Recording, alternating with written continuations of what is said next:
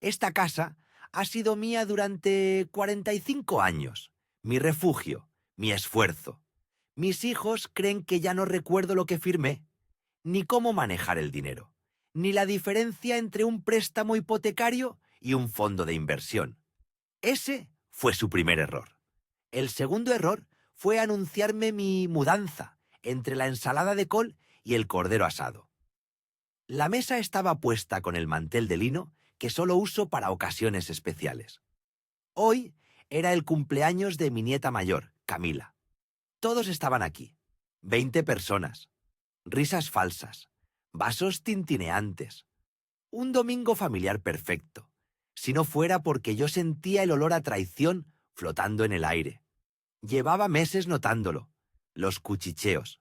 Las visitas furtivas de Marco, mi hijo mayor, con su esposa, examinando los azulejos del baño como si fuesen agentes inmobiliarios encubiertos. Ellos querían la casa. Siempre la han querido. Yo sabía que se sentían con derecho a ella, como si el sacrificio de décadas de trabajo de mi difunto esposo y mío fuese una herencia anticipada, no un hogar. Esperaron a que el ambiente estuviera relajado, que todos hubieran comido bien y que el vino de Rioja hubiera hecho su efecto. Marco, el de las corbatas caras, se levantó con una copa en la mano. Hizo una pausa dramática, buscando mi mirada. Yo fingí beber un poco de agua, pero mis ojos, esos que ya lo han visto todo, estaban fijos en él. Bueno, familia, empezó Marco con esa voz de líder de junta directiva que me ponía enferma. Estamos reunidos para celebrar a Camila, pero también para tomar decisiones importantes, decisiones de futuro. Mi hija Elena, la más hipócrita, asintió con una sonrisa de complicidad y me puso una mano en el hombro. Una presión que me pareció una correa. Mamá, dijo ella con ese tono dulzón que usa para los desconocidos. Tú sabes que te queremos mucho. Ahí estaba. La frase premonitoria. Nadie usa la palabra querer con tanta intensidad justo antes de apuñalarte por la espalda. Marco retomó la palabra, más serio ahora. Es obvio para todos que esta casa es demasiado grande, demasiada carga. Mamá ya no está en edad de subir y bajar escaleras, ni de mantener este jardín. Su salud es lo primero. Sentí un escalofrío. Yo había subido y bajado escaleras toda la mañana, preparando este banquete para ellos. Había podado las rosas el viernes. ¿Frágil? Yo estaba mucho más cuerda y fuerte que cualquiera de mis 3 hijos juntos. Mi otra hija, Lucía, la silenciosa, por fin habló. Ella es la que siempre está pendiente de los viajes caros y las marcas de lujo. Sí, mami. Hemos estado hablando mucho con los especialistas. Lo mejor es que te mudes con Elena, en la habitación de invitados, la de abajo. Podremos cuidarte mejor. Cuidarme. El eufemismo que empleaban para controlarme. Marco lo remató. Hemos pensado que si estás en casa de Elena, podríamos empezar a gestionar la venta de la casa. Así, dividimos el capital y nos aseguramos de que tengas fondos disponibles. Mis manos, apoyadas en el borde de la mesa de caoba, comenzaron a temblar ligeramente, no por rabia, por la conmoción de la desfachatez. No me habían consultado. Habían decidido mi destino, mi hogar, mi futuro, sin siquiera un aviso. Habían firmado mi sentencia de desalojo en una reunión secreta, como si yo fuese una plaga. Observé a mi nieta Camila. Ella era la única que parecía incómoda, mirando su plato. Los demás parecían aliviados. Ya tenían resuelto el problema de la vieja. Marco continuó, detallando el plan de la mudanza. Los trámites legales. ¿Cuánto tiempo estimaban para el desalojo? Hablaban de mí en tercera persona, como si yo fuese el tema de una conversación ajena. Así que, mamá, concluyó Marco con un aire de generosidad forzada, en unas 3 semanas, si te parece bien. Me pareció bien, me pareció perfecto. Necesitaba ir al baño. O eso les hice creer.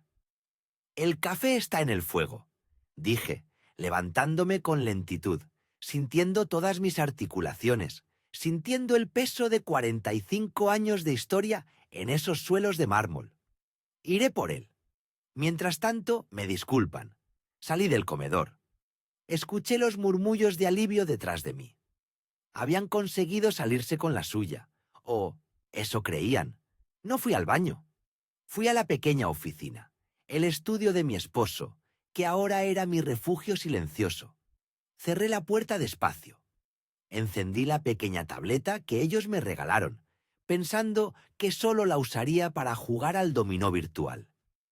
Mientras Marco y Elena hablaban de especialistas y de mi fragilidad, ellos habían olvidado un detalle crucial sobre el préstamo hipotecario. Cuando mi esposo enfermó, hace 10 años, él y yo reestructuramos todas las cuentas. El pago mensual de la hipoteca, que era sustancial, salía de una cuenta mancomunada de alto rendimiento, una cuenta que mis hijos creían extinta.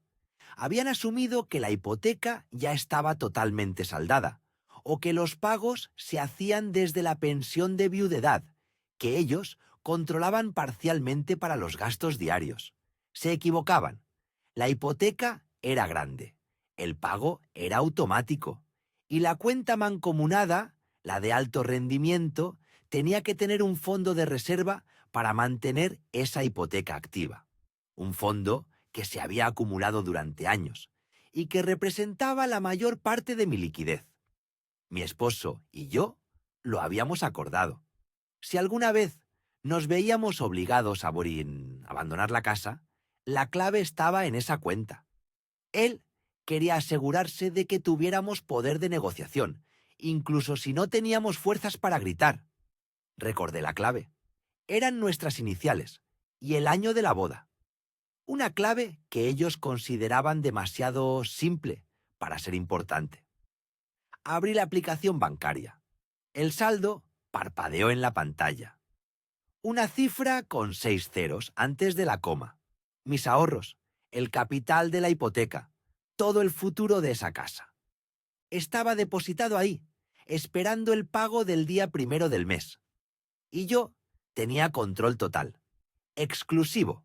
No dudé. El dolor de la humillación se había transformado en un frío acero en el estómago.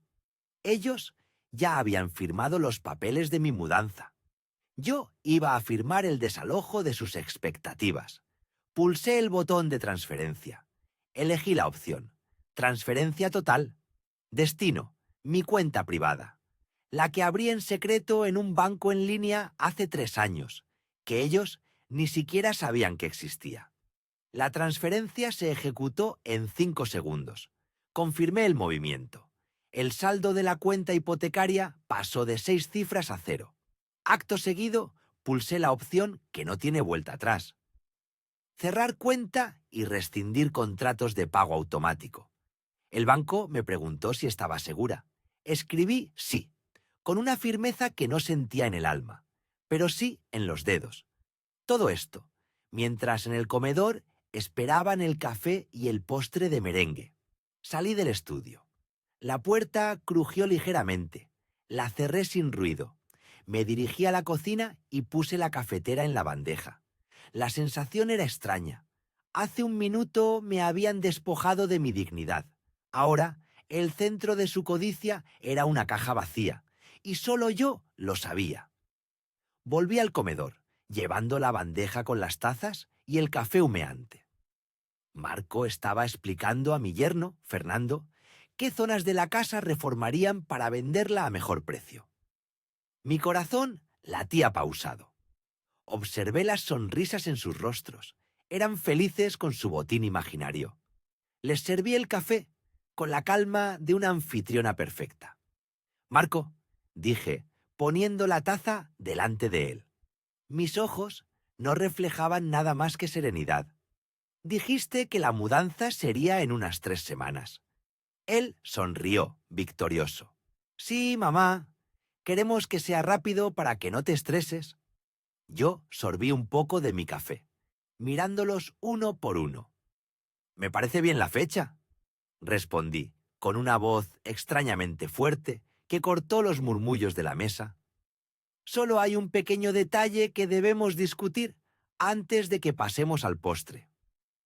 Hice una pausa. La tensión silenciosa regresó. Se miraron entre sí, esperando que yo mencionara alguna caja o mueble sentimental. «Verán, el cargo de la hipoteca de la casa se realiza el primer día del mes. Y ese fondo de reserva, bueno...». Me incliné ligeramente hacia adelante, apoyando los codos en la mesa. «Ese fondo de reserva ya no existe. Acabo de cerrarlo y transferir todo a otra parte».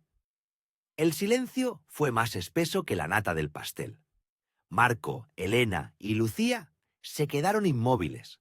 El vapor del café ascendía lentamente, testigo mudo del caos que acababa de desatar. Pero el juego no había hecho más que empezar. Yo había movido mi primera pieza, y ahora debía esperar a que ellos entendieran que la casa, que era suya en sus cabezas, estaba a punto de ser embargada. O quizás simplemente a punto de cambiar de dueño. Y yo no iba a ser la que pagara esa cuenta. El postre podía esperar. El anuncio cayó sobre la mesa de postres como un tazón de cristal roto. Ellos seguían hablando. Los planes, los detalles. «Será solo temporal, papá. Solo hasta que te acostumbres al cambio», dijo Laura, tan tranquila, con esa sonrisa de superioridad que nunca me gustó. Martín asintió, ocupado en cortar un trozo de carne que no había terminado. «Es por tu propio bien. El mantenimiento de la casa es mucho para ti. El lugar es moderno. Tienen actividades. Me estaban definiendo mi futuro. Me estaban embalando. Yo era un objeto que estorbaba en su nueva decoración familiar. Sentí un frío que me recorría la espalda. Un frío que no era de rabia inmediata, sino de una profunda, asquerosa confirmación. Confirmación de que yo ya no era un padre. Era una carga. El silencio que mantuve no fue de aceptación. Fue de estrategia. No podía explotar. No aquí, no ahora. Tenía que moverme con precisión. Miré a mi esposa, que estaba sentada frente a mí. Ella bajó la vista, concentrada en su plato vacío. Ella lo sabía, o lo intuía, y se había callado. La traición tenía varias capas, y esta era la más dolorosa. Me levanté sin hacer ruido. La silla se deslizó en el suelo de madera. «Disculpen», dije, usando un tono monocorde que logré simular. «Necesito un vaso de agua». La sal me afectó. Martín ni siquiera levantó la mirada. Laura me hizo un gesto vago con la mano. Salí del comedor. El ruido de la risa de mi yerno y las voces despreocupadas de mis hijos se apagaban detrás de mí. Crucé el pasillo lentamente, mis pasos sobre las alfombras silenciosas. Cada paso me llevaba a una verdad que había evitado durante años.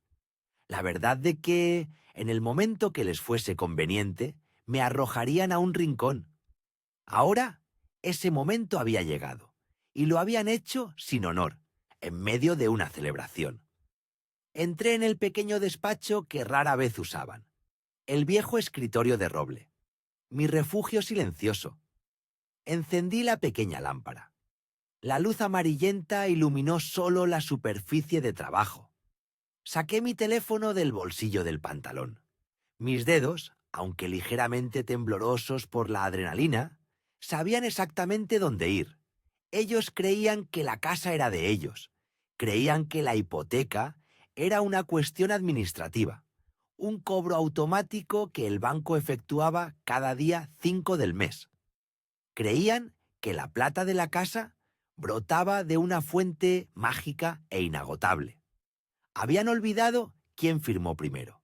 Habían olvidado quién había renegociado la tasa de interés en 2008. Habían olvidado o nunca supieron el pequeño detalle de la cuenta de origen, la cuenta principal, la cuenta que financiaba todo.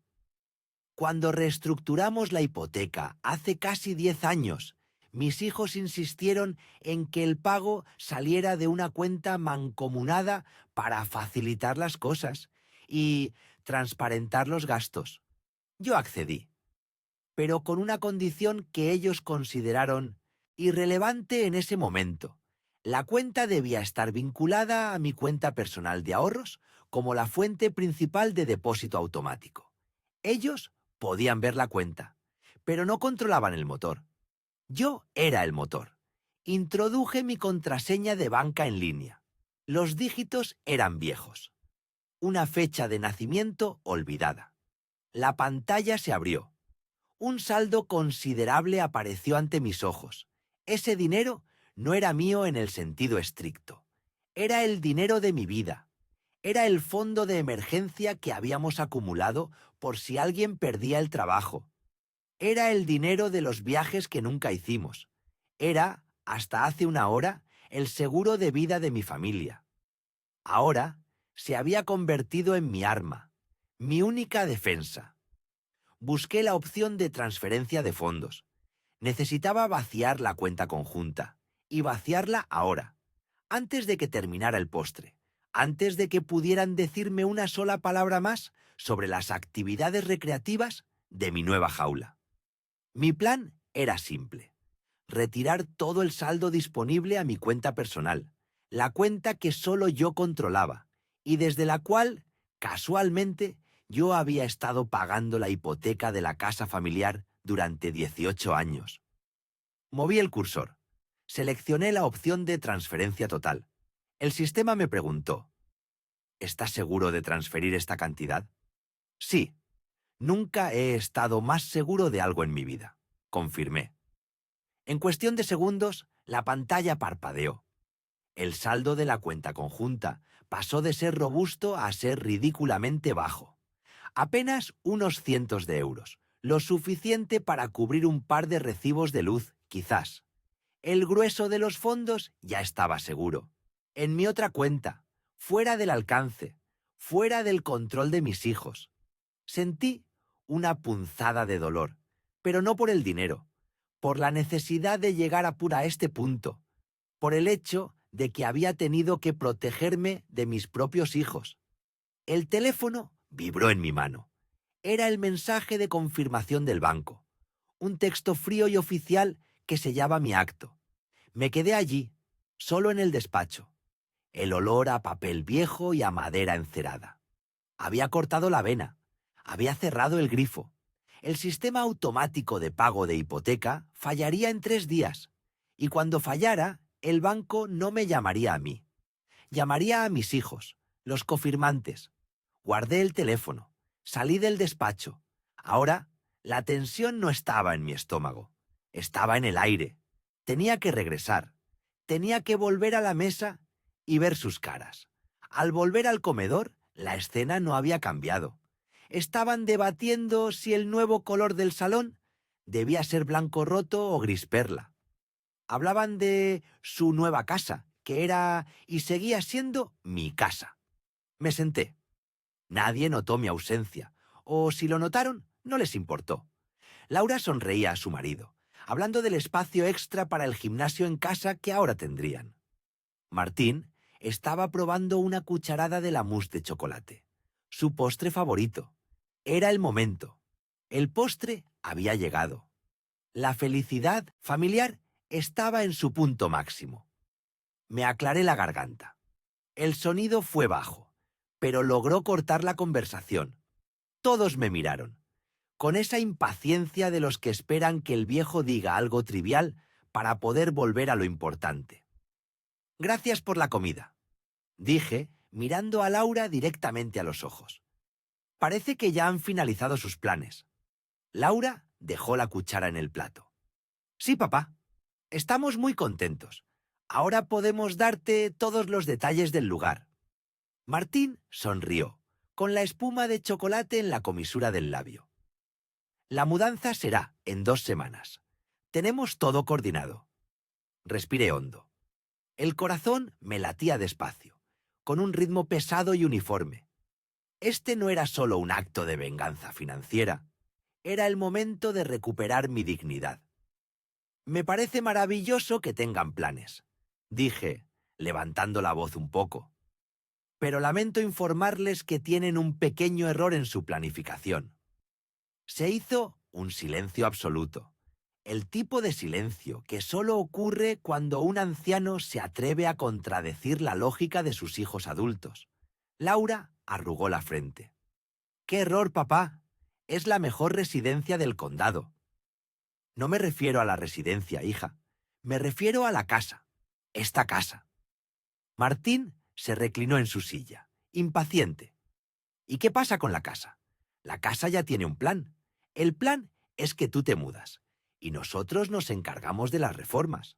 Lo miré sus ojos confiados, su absoluta certeza de que ellos estaban en control.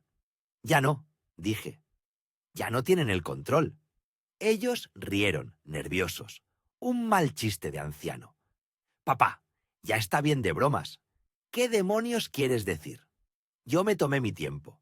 Extendí la mano, tomé mi copa de vino y la bebí lentamente. Luego la coloqué de nuevo sobre la mesa con un golpe seco. Quiero decir que hace 10 minutos, mientras ustedes decidían mi destino sin mi consentimiento, yo entré al despacho. Y cerré el grifo. Laura me miró fijamente. Sus ojos estaban llenos de confusión y algo de miedo.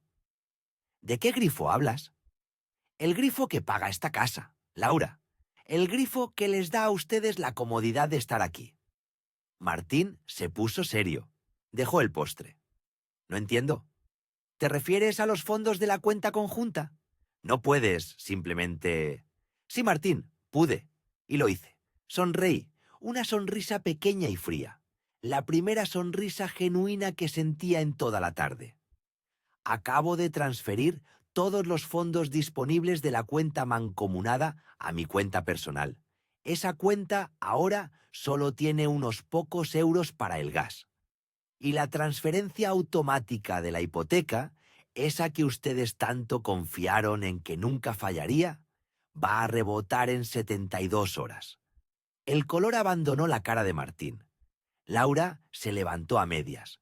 Papá, eso es absurdo. No puedes hacernos esto. ¿Y la hipoteca? Esa es exactamente la pregunta que deben hacerse. ¿Y la hipoteca? Me levanté yo también, con una calma absoluta. Mi esposa finalmente me miró. Su cara era de pánico. Yo pagué esta casa durante años. Yo mantuve esa cuenta llena. Y ustedes decidieron que mi recompensa era ser desechado como una prenda vieja.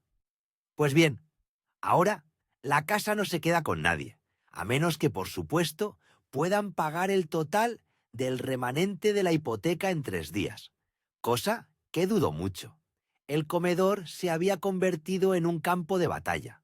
Ellos empezaron a hablar al mismo tiempo. Sus voces se alzaron, llenas de rabia y de incredulidad. Traidores, ingratos, desconsiderados. Era todo lo que oía, y no me afectaba. Mi trabajo estaba hecho. La dignidad había sido restaurada, no con palabras, sino con hechos financieros definitivos. Yo no tenía que quedarme a escuchar sus lamentos y sus amenazas. Me dirigí a la puerta, ignorando el grito de mi esposa. «Ricardo, por favor, no». Pero yo ya estaba caminando. Mi destino ahora no era el asilo que ellos habían elegido. Mi destino era mi propia libertad. Antes de cruzar el umbral del comedor, me detuve. Solo un segundo. Miré a mi hijo, Martín, cuyo rostro estaba lívido. Por cierto, dije, mi voz tranquila resonando en el silencio repentino. Mañana mismo llamaré al agente inmobiliario para iniciar el proceso de venta de esta propiedad. Y para su información, he cambiado las cerraduras de mi despacho. Los papeles legales, los originales, están conmigo. Les dejé con la boca abierta. Dejé la fiesta. Dejé los platos. Dejé el postre sin tocar. Dejé por fin la sensación de ser un anciano inútil. Ahora solo quedaba esperar la llamada del banco y la inevitable llamada de mis hijos, exigiendo que les devolviera el dinero que, para empezar, nunca fue solo de ellos. Pero mi móvil estaba ya en modo avión y yo tenía una decisión que tomar antes de que el sol se pusiera. ¿Dónde dormiría esta noche?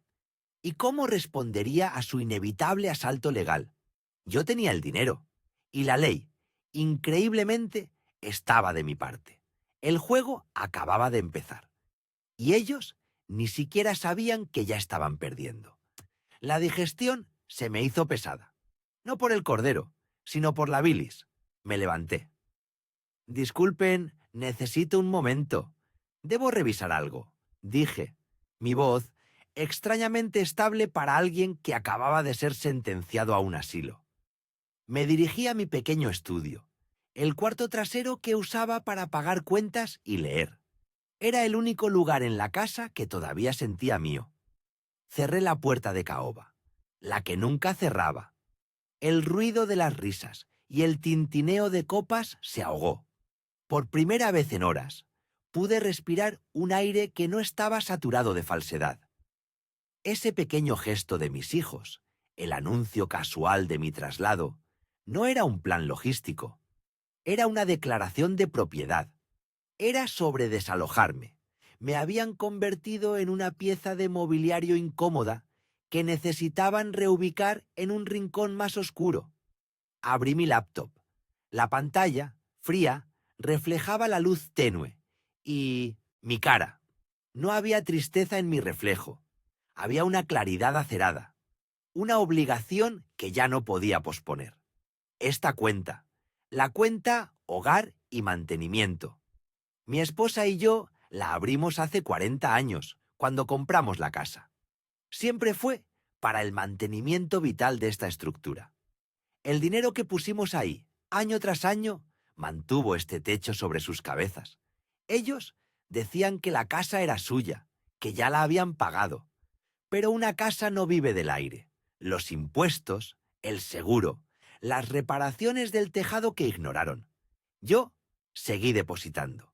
Yo seguí pagando todo, silenciosamente, para que ellos pudieran vivir libres de deudas. Para mantener esta ficción de unidad.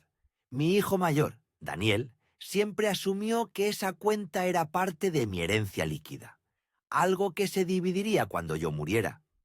Nunca asumió que era la llave maestra, el grifo que yo controlaba día a día.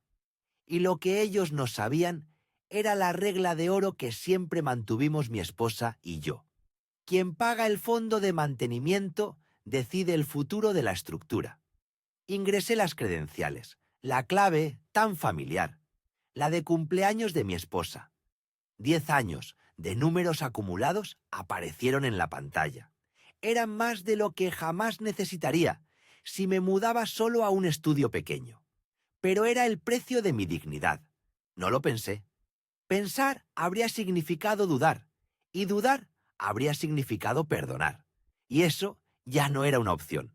El formulario de transferencia estaba ahí. Rápido, limpio.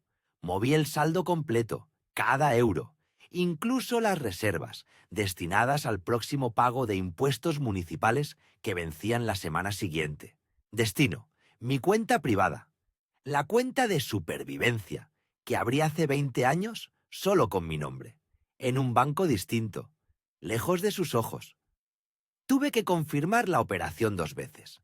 El sistema me preguntó si estaba seguro de mover esa cantidad. Nunca he estado más seguro de nada. ¡Clic! La confirmación apareció. Transferencia completada. Saldo restante, 0,00 €. Sentí un escalofrío. No era de miedo, era la sensación de cortar un cordón umbilical viejo y fibroso.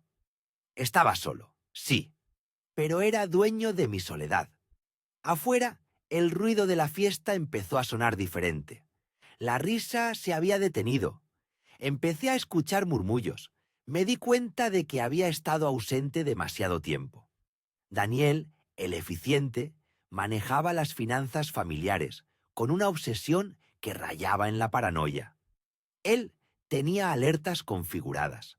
Usaba una aplicación para monitorear los saldos grandes de la casa. Él ya debía saber que el saldo de la cuenta de mantenimiento era 0. Esperé un minuto. Necesitaba que el sistema bancario hiciera su trabajo. Necesitaba que la notificación llegara a sus teléfonos. Escuché pasos nerviosos, acercándose al estudio. Golpearon la puerta. 3 golpes suaves, impacientes, sin esperar respuesta. Era Laura, mi hija, la más dulce en apariencia, la más calculadora en esencia. «Papá, ¿estás bien? Te extrañamos. Ya vamos a cortar la tarta», dijo su voz. Forzadamente alegre, pero con un matiz de preocupación que no era por mi salud. Guardé el portátil, cerrándolo con un golpe seco. El sonido resonó en el silencio del estudio. La dignidad recién adquirida pesaba en mi pecho. No respondería con gritos. Respondería con hechos consumados.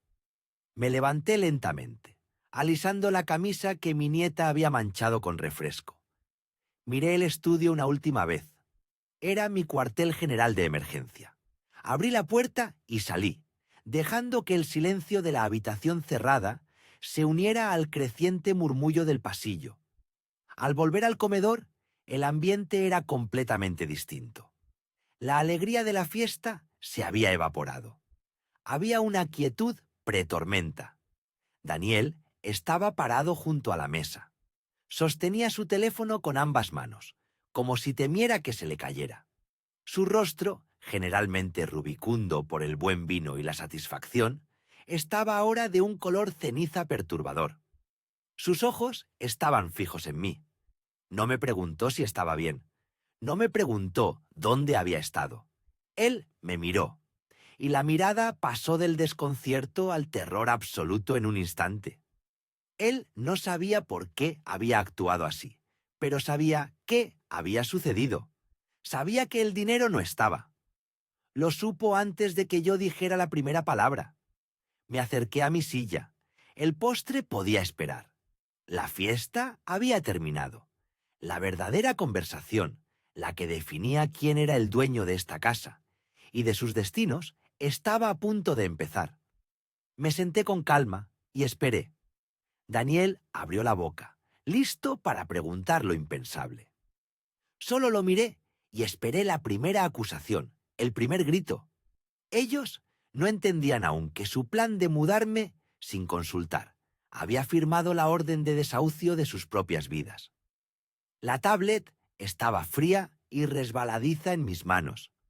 Me levanté de la mesa de forma discreta, pidiendo permiso para ir al baño. Nadie me miró.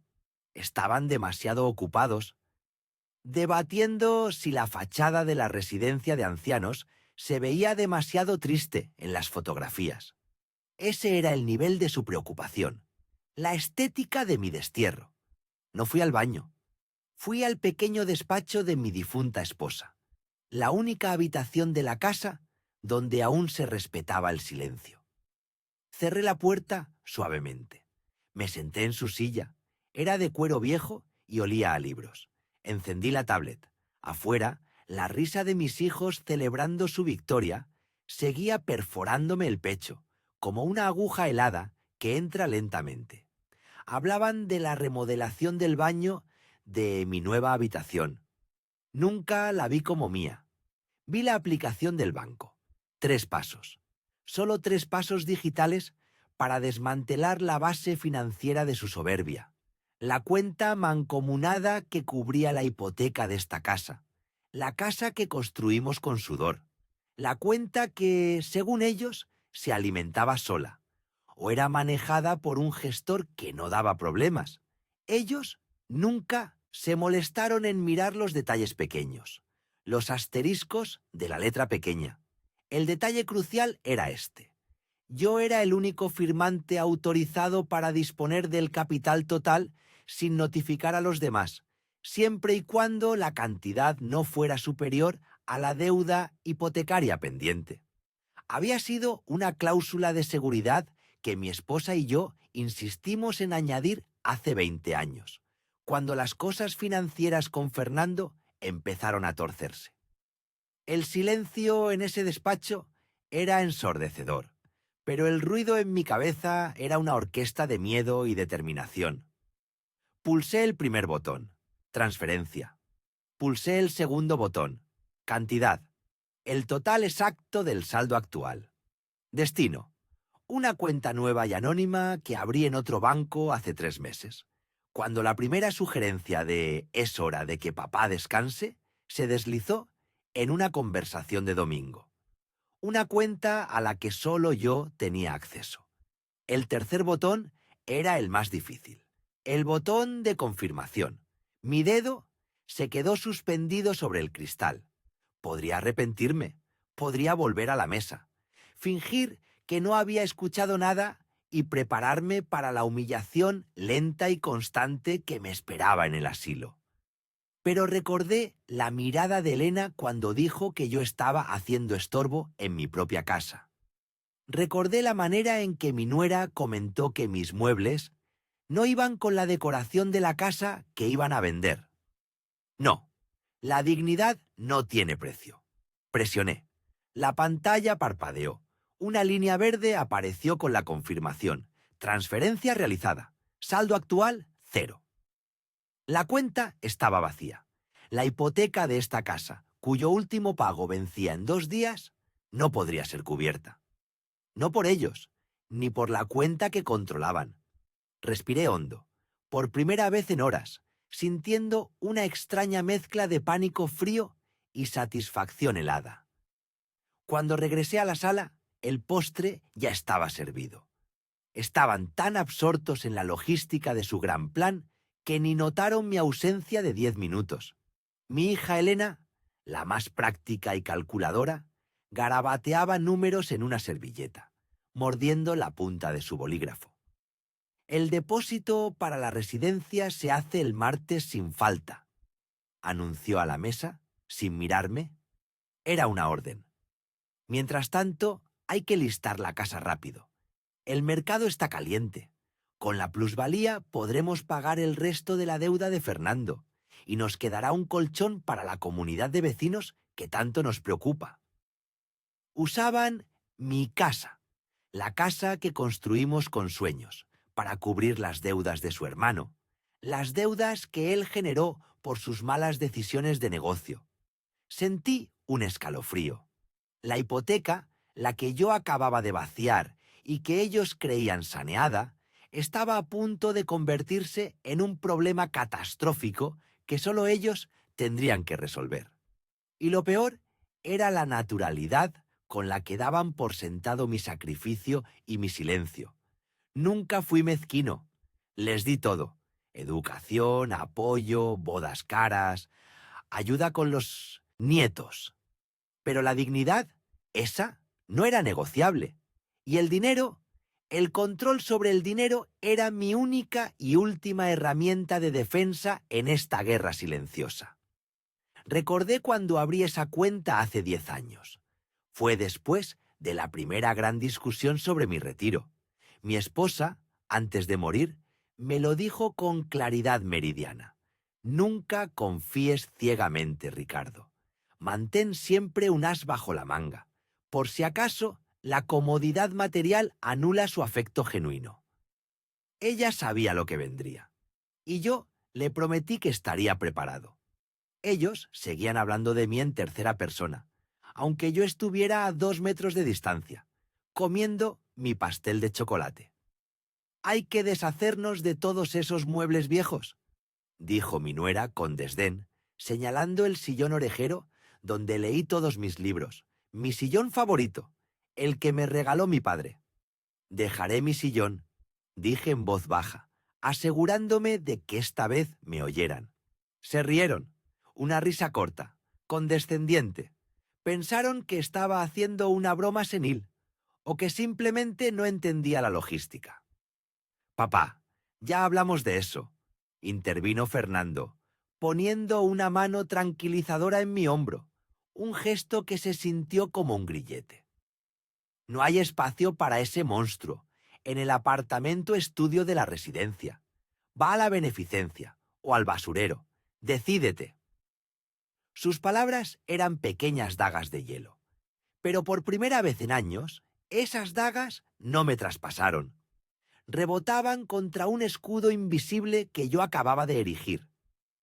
Yo sabía algo que ellos no sabían, y ese conocimiento era un consuelo enorme, pesado y peligroso. Mi hijo Fernando se inclinó sobre la mesa, con esa expresión de superioridad paternalista que tanto me irritaba cuando me daba instrucciones. «Escúchame, papá. Mañana pasaré por aquí a primera hora», dijo, su voz bajando a un tono confidencial y autoritario. «Necesito que me entregues la clave del depósito de seguridad donde guardas las escrituras de la casa. Queremos empezar a acelerar el papeleo para la venta. Cuanto antes salgamos de esto, mejor».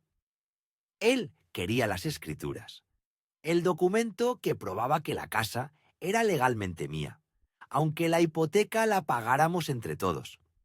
Quería ese poder en sus manos, para que no pudiera echarme atrás. Me serví un poco más de agua. El hielo tintineó en el vaso. Los miré a todos, uno por uno. Elena, Fernando, mi nuera, mi yerno. Estaban impacientes, esperando la sumisión final. El ritual de despojo estaba casi completo. Sentí la confirmación del banco, mi pequeño trozo de papel que confirmaba la transferencia, doblado en mi bolsillo interior. El dinero ya no estaba. Estaba seguro. Le sonreí a Fernando. Una sonrisa que él interpretó como debilidad o confusión. «¿Las escrituras?», dije, mi voz extrañamente firme. «Sí, las tengo aquí, guardadas». Dudé un segundo. ¿Debía revelar mi jugada ahora? Si les daba las escrituras y descubrían la cuenta vacía, el shock sería doble y quizá inmanejable para ellos.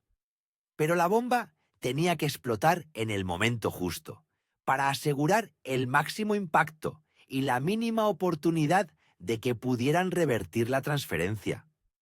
Me retracté a medias, retrasando la ejecución del plan final. «Pero mañana no puedo darte la clave, Fernando», le dije, manteniendo la calma. «Hay un pequeño trámite personal que debo hacer primero. Algo legal. Pura rutina, no te preocupes. Lo haré el lunes a primera hora». Su rostro se endureció de inmediato. La tensión se hizo palpable. Mi yerno dejó caer su tenedor sobre el plato. «¿Qué trámite, papá? No queremos sorpresas de última hora». No iba a darles más información. No ahora. Ya había cruzado el Rubicón financiero. La travesía de regreso era imposible. El postre, el pastel de chocolate con crema batida que tanto les gustaba, permanecía intacto frente a mí. La dulzura no podía disfrazar el sabor amargo de la traición que flotaba en el ambiente. Tenía que actuar de forma rápida y decisiva. La mudanza estaba programada para el final de la próxima semana. La venta de la casa, acelerada, ya no había vuelta atrás. La jugada estaba hecha. Ahora solo faltaba la revelación. Esperé a que terminaran de hablar de los planos de la cocina de la casa que venderían. El silencio se hizo pesado, casi insoportable.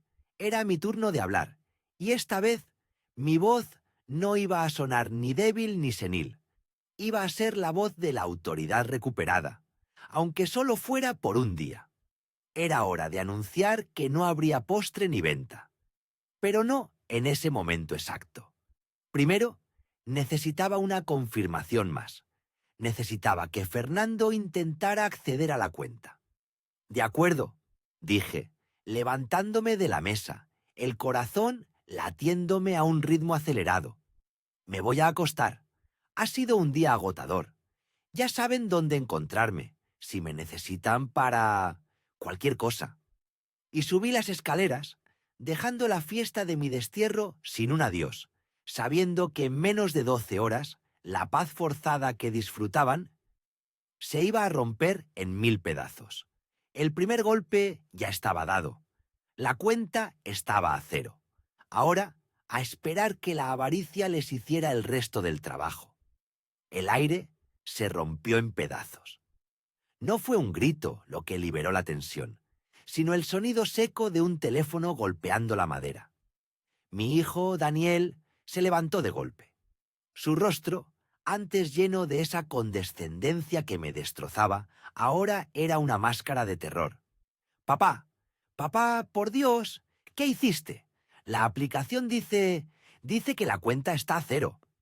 Mi hija, Elena, tomó su propio teléfono. Las manos le temblaban. Miró el saldo que mantenía la casa a flote. El colchón de seguridad que ellos consideraban suyo. No es verdad, susurró con la voz rota. Dime que no es verdad, Eduardo. No usó papá. Usó mi nombre. Una formalidad helada. Los observé. Los invitados y el resto de la familia estaban petrificados. El postre de chocolate seguía en la mesa, intacto. El olor dulzón contrastaba con el veneno que flotaba ahora en el ambiente. Me limpié las comisuras de la boca con la servilleta. Un gesto lento, calmado.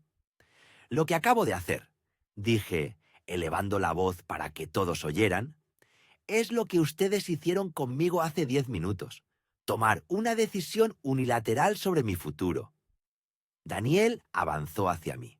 Sus ojos ardían. Ese dinero no es solo tuyo. Esa era la cuenta de la hipoteca, del mantenimiento. Es el futuro de todos. No, Daniel, era mi dinero, que yo mantenía en su cuenta compartida, para asegurar que yo tuviera un techo sobre mi cabeza. Un techo que ahora me querían quitar. Me levanté. No grité. Mantener la compostura era mi última arma. Ustedes anunciaron mi traslado sin consultarme. Me trataron como un paquete que se envía por correo, o un mueble que estorba. Elena empezó a sollozar, apoyándose en la silla. Pero papá, lo hicimos por tu bien, por tu salud. La miré sin pestañear. Sabía que mentía.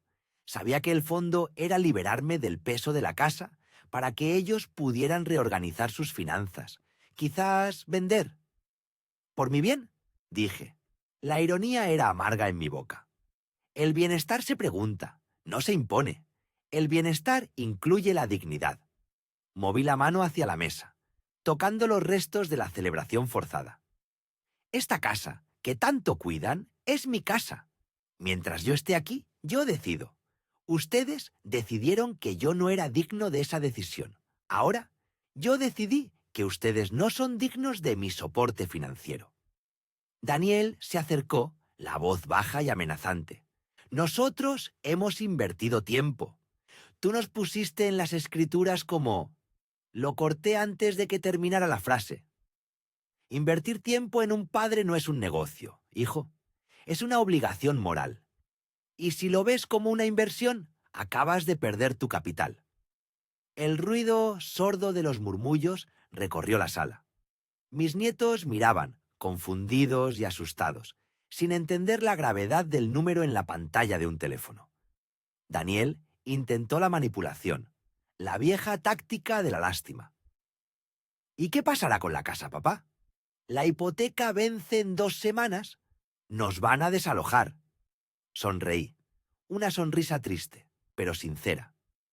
Si la casa está a mi nombre y mis fondos cubren la hipoteca, el banco hablará conmigo. Ustedes se preocuparon tanto por dónde iba a vivir yo que olvidaron preocuparse por dónde iban a vivir ustedes. Era cruel. Lo sabía. Pero en ese momento, la crueldad era lo único que podía equilibrar el peso de mi propia humillación. Elena levantó la cabeza. Había resentimiento en sus ojos, puro y frío. Siempre nos has culpado por lo que te pasó. Siempre has guardado rencor. ¿Por qué no nos dijiste la verdad? ¿Por qué esperaste a este momento? Porque no tenía la fuerza, confesé. Era la verdad más honesta que había dicho en años. Estaba solo. Tenía miedo de quedarme sin nada.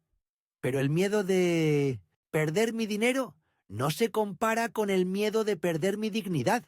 Y hoy la perdí en este comedor. Me dirigí hacia la puerta de la sala. El dinero está seguro. En una cuenta que solo yo controlo. La hipoteca, de momento, está en pausa. Tienen 3 días para desalojar sus pertenencias de esta casa. Todo lo que consideren suyo, que no sea mobiliario mío. La respiración de Daniel se aceleró. «No puedes hacer eso. Es ilegal. Te demandaremos». Me giré, la mano ya en el pomo de la puerta. «Inténtenlo. Que el juez decida quién intentó primero despojar a quién. Yo solo estoy asegurando mi vejez». «Papá, por favor, podemos hablar. Esto es una locura, un error. Podemos revertirlo». Vi la desesperación real, no por mí, sino por el cemento y los ladrillos. «No hay nada que revertir». Me ofrecieron un traslado. Yo acepté. Pero no el que ustedes planearon para mí. Mi traslado es de esclavo a dueño, y el suyo de dueños a inquilinos indeseados. Salí de la sala, dejando la puerta abierta detrás de mí. Fui a mi estudio, el único lugar en la casa que nunca compartí. Cerré la puerta con llave. Escuché los gritos apagados de mis hijos en la sala, la histeria, el teléfono de Daniel llamando al abogado familiar. Me senté frente a la ventana. La noche había caído. Sentí una punzada de dolor agudo, no físico, sino emocional. La justicia sabe a ceniza. Había ganado, sí. Había recuperado mi poder financiero. Pero había perdido a mi familia, tal vez para siempre. Me di cuenta de algo crucial. Nunca los había tenido realmente. Solo había tenido la ilusión de la obligación filial, mantenida por mi chequera. Ahora, con el dinero seguro, en un banco donde solo yo tenía acceso, sentí una soledad inmensa. ¿Qué iba a hacer ahora? Tenía el dinero suficiente para vivir cómodamente por años, incluso para vender la casa, y mudarme a un lugar más pequeño, más seguro. Pero la casa era el recuerdo de mi vida entera. ¿Podría venderla sabiendo el dolor que causaría, incluso merecido? No lo sabía. Lo único que sabía era que, por primera vez en mucho tiempo, la decisión era completamente mía. No había consultas, no había anuncios sorpresa, no había condescendencia. La batalla del comedor había terminado, pero la guerra interna, la de perdonar o dejar ir, apenas comenzaba. El teléfono vibró sobre la mesa. Era un mensaje de mi abogado, confirmando la transferencia total y segura de los fondos. Lo silencié. Miré la llave que cerraba la puerta de mi estudio. Esta noche dormiría en mi propia casa, bajo mis propios términos. Pero el silencio en el resto de la casa era ensordecedor. Me pregunté qué harían ellos. Intentarían forzar la cerradura. Intentarían manipular a mi abogado. No importa. La dignidad regresaba, centavo a centavo. Ahora solo quedaba esperar la mañana y decidir si esta casa, este símbolo de dolor y control, merecía ser salvada, o si era hora de empezar una vida nueva, con el bolsillo lleno y el corazón un poco más vacío. La decisión era tan grande como la casa misma. No podía tomarla ahora. Debía dormir, por primera vez, sin el miedo de que me mudaran antes del postre. Mi vejez sería solitaria, pero jamás humillada. Mañana, a la luz del sol, vería si el precio de la paz valía la pérdida de la familia. Mañana, solo mañana, continuará.